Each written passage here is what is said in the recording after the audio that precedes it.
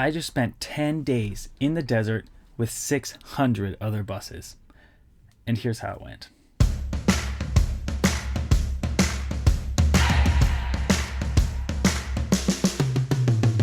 Every year, hundreds of self-converted buses, vans, and other vehicle homes come together in the Arizona desert for a 10-day festival called Skooliepalooza. This was my first gathering ever, so I really had no idea what to expect. Not to mention the fact that the event is relatively unorganized to begin with. All we really know is when and where, and that once we get there we're going to hang out. Otherwise, there's no facilities, no planned programming, no food for sale, no set times of activities. There's really almost nothing. We get there, we set up, and we hang out.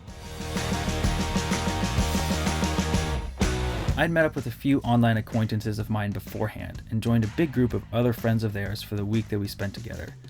And I realized very early on that in reality, the bus life community goes way deeper than I had ever imagined it would. I see and interact with others that share their builds online as a means to live on the road.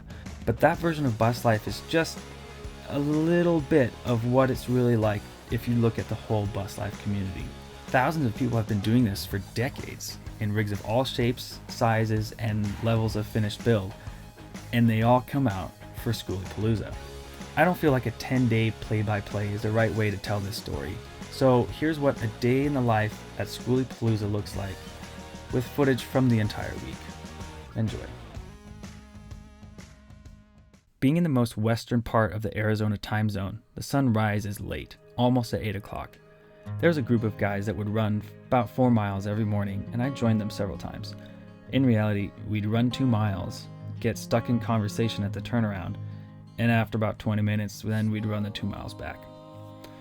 Most people worked remote jobs during the weekdays, so there were many hours each day where there wasn't much going on, and I could spend some time to myself in my home and rebuild my social energy. And in the meantime, I got some creative projects done too. Had I been interacting with people all day, I would have lasted through weekend 1 and then been absolutely socialed out. Luckily, that wasn't the case. By mid-afternoon, things would start to pick up a little bit. The East Coast and Mountain Time workers would be done, and some people would jump into group workouts or yoga, while groups of traveling musicians would start setting up little shows in different circles or by their bus. Our friends Shane and Emily from Arbor Seasons played several shows from the rooftop deck of Dev and Bree from Basically Nomads. And sitting on my roof deck with a handful of friends, looking across a circle at Shane and Emily having the time of their lives, performing for 100 people in our circle of rigs, and all of us singing along to covers and originals, was truly a beautiful moment. In fact, the track you're hearing right now is one of theirs, so if you like what you hear, please check out Arbor Seasons on Spotify and Apple Music. They're the sweetest and most adorable little family with some incredible talent. Now I'm chasing the sunset, letting it tell me where to go.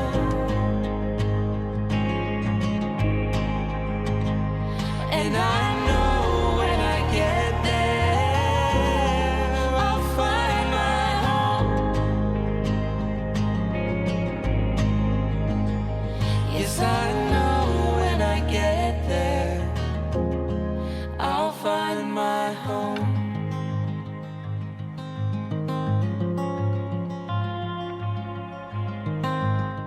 We're going to take a time out to bring you a special message from Echo.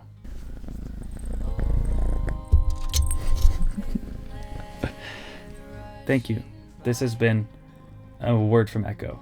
As the afternoon acts would wrap up, we'd throw together some quick food. Most people didn't really want to cook a lot, so sometimes it was to each their own, sometimes we'd bring a few buses together and make a meal. But every evening, we'd sit on our roof deck, watching the sunset, and the closer the sun got to the horizon, the more people would pop up on the tops of their rigs, making a sea of little silhouettes standing above a city of buses. It would be at this time every day where I'd look around at the people around me, some of them now really close friends, some still complete strangers, and I'd realize that however different each one of our lives had been up to that point, that we were all still brought together to this desolate dust bowl in the desert because of one thing that we do share.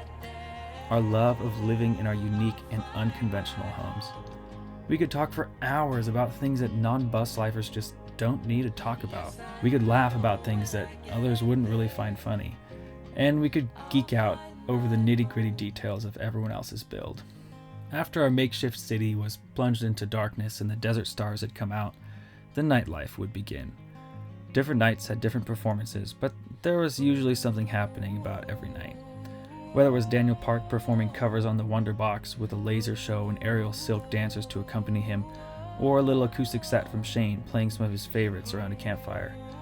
Thankfully, I was parked far enough away from the party that when I'd had enough, I could go back to the little circle that I was part of and slip into someone's bus where the hangout would carry on late into the night, with songs and conversations that brought us all closer with each passing night.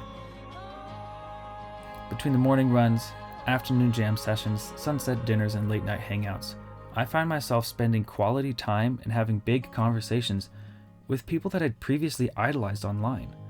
Once we'd passed the level of knowing Instagram handles and YouTube channels and began forming bonds with peoples and personalities, I realized that we're all individuals living in our buses.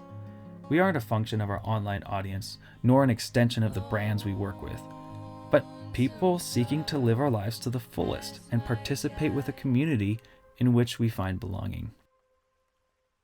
I went to Skooliepalooza not having any idea of what to expect, and I came out of it with a family of bus life people that I feel like I've known my entire life. Thank you to each and every one of you that made me feel so welcome at Skooliepalooza. For those of you that were there and that I didn't get a chance to connect with, hopefully we can meet each other next year when we do this whole thing again. Thank you so much for watching. Don't forget to like and subscribe so this story can reach more people like you. Head on over to Instagram or TikTok to see some more videos of what happened throughout the week as time went by. And we'll see you next time here in the BB Bus. Thanks again, guys. Bye.